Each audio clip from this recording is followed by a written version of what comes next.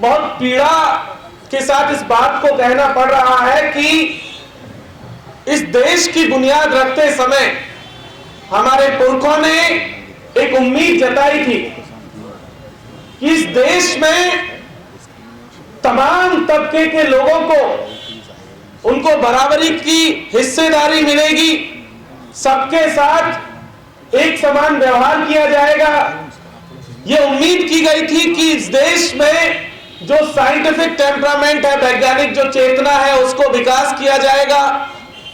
और विश्वविद्यालयों की कल्पना करते समय यह सोचा गया था कि जितने भी अलग अलग किस्म के आइडियाज इस दुनिया में हैं, उन तमाम किस्म के आइडियाज को प्रोटेक्ट किया जाएगा और इस देश को आगे लेकर के जाएंगे।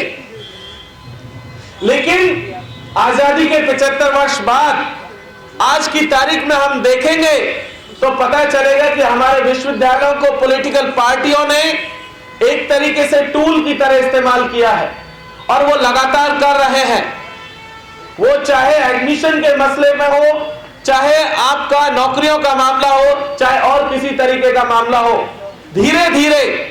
तमाम विश्वविद्यालय राजनीति के अखाड़े बनते चले गए और उसका नुकसान इस देश के लोगों ने उठाया है और लगातार अभी भी उसके शिकार लोग आपके सामने मौजूद हैं। हाल ही के दिनों में जिस तरीके से 2014 के बाद में खास करके देखें तो पॉलिटिकल पार्टी जो इस समय सत्ता में है, उन्होंने जिस तरीके से राजनीतिक हथकंडों के तहत इन विश्वविद्यालयों का इस्तेमाल करना शुरू किया, वो सच में एक चिंता का विषय है। हम देख रहे हैं कि अलग अलग तरीकों से इन विश्वविद्यालयों को खत्म करने की साजिश चल रही है। जहां एक तरफ एक नई शिक्षा नीति के नाम पर एक ऑर्डर पास किया गया, बिना किसी डिबेट और डिस्कशन के पार्लियामेंट में एक डॉक्यूमेंट लाया गया और उसे इंप्लीमेंट कर दिया गया और उस इंप्लीमेंट के बाद से पूरी की पूरी शिक्षा को जो है बाजार के हवाले कर दिया गया। जहां एक तरफ शिक्षा को महंगा बनाया गया, जिसके चलते हम देख रहे हैं कि लगातार इस देश के विश्वविद्यालयों में और खास करके पिछले 2-3 सालों में देखेंगे कि जो लगातार जो मार्जिनलाइज्ड सेक्शन के लोग हैं, उनका नंबर्स लगातार घटता जा रहा है। अभी कुछ दिन पहले एक सर्वे भी आया था, खास करके दिल्ली विश्वविद्यालय के केस में, जहां पता चला कि लगभग 27% जो एनरोलमेंट में जितना रेशो में एनरोल्ड बच्चे करते थे, दिल्ली यूनिवर्सिटी के भीतर एक एग्जांपल के तौर पे बताएं, उनमें घाटा हुआ 27% का घाटा है, जिसमें कि ज्यादातर महिला स्टूडेंट हैं।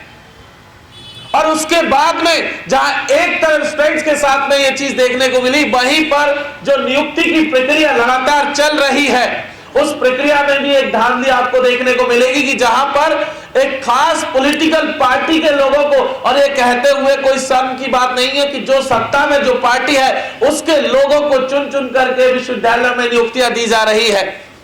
और जो लोग उनसे इत्तेफाक नहीं रखते उनको येन केन प्रकरण जो है नौकरियों से बाहर का रास्ता दिखाया जा रहा है, जो कि सच में बहुत दुखदाई है। जो लोग इन विश्वविद्यालयों को बनाने में अपना पूरा जीवन दे चुके हैं, उन लोगों को बिना किसी रीजनेबल कॉज बताए हुए एक 2 मिनट और 4 मिनट के इंटरव्यू में बाहर का रास्ता दिखा दिया गया। उन सबके एग्जाम्पल के तौर पर हम लोग लगातार बहुत सारे लोगों को देखते हैं, डॉक्टर लक्ष्मण यादव भी उनमें से एक है। लेकिन यह सिर्फ एक मसला नहीं है। उसी दिल्ली विश्वविद्यालय के भीतर डॉक्टर रितु सिंह के खिलाफ एक फर्जी कंप्लेंट पर एक्शन लिया गया, उन्हें नौकरी से बाहर निकाल दिया गया और जब वो कोर्ट में केस जीत करके आती है तो प्रिंसिपल के खिलाफ कोई कार्रवाई नहीं की गई। यह पहली बार नहीं है जब इस देश के विश्वविद्यालयों में दलित, पिछड़े, आदिवासियों के साथ में लगातार भेदभाव हो रहा है। हमने देखा था रोहित वेमुला का केस कि किस तरीके से रोहित वेमुला को एक जो है मजबूर किया गया, उनकी सांस्थानिक हत्या हुई, लेकिन कहीं पर भी वो आज की तारीख में उसका परिवार न्याय के लिए भटक रहा है, लेकिन न्याय मिलता हुआ नहीं दिख रहा है। इसी तरीके से और भी तमाम मामले आप जब देखेंगे तो तो पाएंगे कि इन विश्वविद्यालयों में लगातार इस किस्म के जो है भेदभाव होते हुए दिख रहे हैं। प्रोफेसर चंद्रशेखर का उदाहरण हम लोग देखते हैं कि उन्हें भी जो है फोर्स किया गया, उनकी भी सांस्थानिक हत्या हुई। इलाहाबाद यूनिवर्सिटी के भीतर हमने प्रोफेसर विक्रम हरिजन को देखा कि उनके ऊपर भी एफआईआर होने के बाद में उन्हें भी जो है अपनी जान बचाने के लिए पुलिस की मदद लेनी पड़ी। लगातार प्रोफेसर रविकांत लखनऊ यूनिवर्सिटी के भीतर और तमाम यूनिवर्सिटीज के भीतर जब आप देखेंगे तो पता चलेगा कि इस देश के जितने भी मार्जिनलाइज सेक्शन के लोग हैं उनके ऊपर एक के बाद एक हमले किए जा रहे हैं। पीएचडी एडमिशन के दौरान हमने पिछले सालों में एक बड़ी लड़ाई लड़ी थी कि एडमिशन के दौरान जो है मार्क्स बहुत कम दिए जाते हैं या फिर एनएफएस कर दिया जाता था।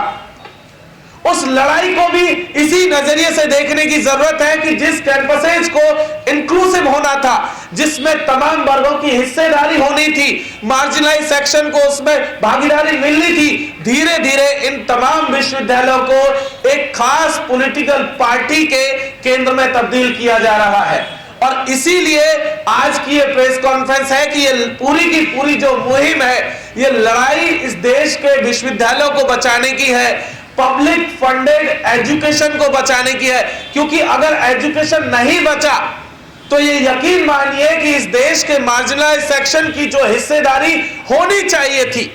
या हो सकती है भविष्य में इस देश को बनाने में, उससे जो है इनको जो है बाहर का रास्ता दिखाया जा रहा है। इसीलिए ये बात हम लोग यहां से कहने आए हैं कि अब जिस तरीके का पूरा मामला चल रहा है, अगर हम लोगों ने अभी भी इस बात का ख्याल नहीं किया और विश्वविद्यालयों को बचाने की लड़ाई को हम लोग नहीं लड़ करके आगे लेकर के गए, तो यकीन मानिए कि ये विश्वविद्यालय एक पॉलिटिकल पार्टी के राजनीतिक अखाड़े में तब्दील हो जाएंगे। और इसीलिए प्रेस कॉन्फ्रेंस आज की तारीख में यहाँ पर बुलाई गई है। और तमाम मसले हैं जिन पर हमारे तमाम साथी बात रखेंगे। बहुत बहुत शुक्रिया। मैं डालना चाहती हूँ एक लार्जर कॉन्टेक्स्ट में इन अपॉइंटमेंट्स को प्लेस करना चाहती हूँ, और जिसकी वजह से आज यहाँ पे अलग अलग एक्टिविस्ट और स्कॉलर्स मिलकर ये प्रेस कॉन्फ्रेंस कर भी रहे हैं। The reality is that in the whole process of Delhi University's appointments being made on teaching posts, it is a process which we have been closely watching for last 10 months, and there is a massive amount of corruption, भ्रष्टाचार, cronyism, political cronyism. मेरे colleague doctor Meena ने already इस पे बात की है, मैं उस पर बहुत ज़्यादा टाइम नहीं लगाना चाहती हूँ, पर बहुत साफ साफ दिख रहा है कि अलग अलग कॉलेजेस में, यूनिवर्सिटी ऑफ दिल्ली के अलग अलग कॉलेजेस में जिस तरीके से अपॉइंटमेंट्स हो रही हैं, नियुक्तियाँ हो रही हैं, उसमें जिनके पास पॉलिटिकल कनेक्शंस हैं, खासकर की रूलिंग पार्टी के साथ नज़दीकियाँ हैं, और उसकी वजह से उनकी बहुत आसानी से इंटरव्यू प्रोसेस में अपॉइंटमेंट्स हो रहे हैं, और जो लंबे समय से ऑलरेडी एडहॉक बेसिस पे पढ़ाते हुए जो टीचर्स हैं, उन्होंने 10 साल दिए हैं, उससे भी ज़्यादा साल यूनिवर्सिटी ऑफ दिल्ली को दिए हैं, उन सबको उन नौकरियों से निकाला जा रहा है। तो of course corruption, cronyism, political cronyism, nepotism, ये सारी चीज़ें हमने in recent appointment drives in Delhi university में देखा है। But what I would like to draw the media's attention to is the fact that this kind of process of appointments is actually happening in a larger context in which we are actually seeing an attack on the idea, the very idea of public funded university. If you look at the word university itself, university, इसका पूरा principle ही है कि university is suppose to inculcate, एक ऐसी जगह है जो यूनिवर्स यूनिवर्स जैसे प्रिंसिपल, इस टाइप का स्कोप है कि यहाँ पे सारी चीजें पढ़ाई जाएंगी, सारी चीजों पे डिस्कशन, डिबेट होगा, क्रिटिकल रिफ्लेक्शन होगा।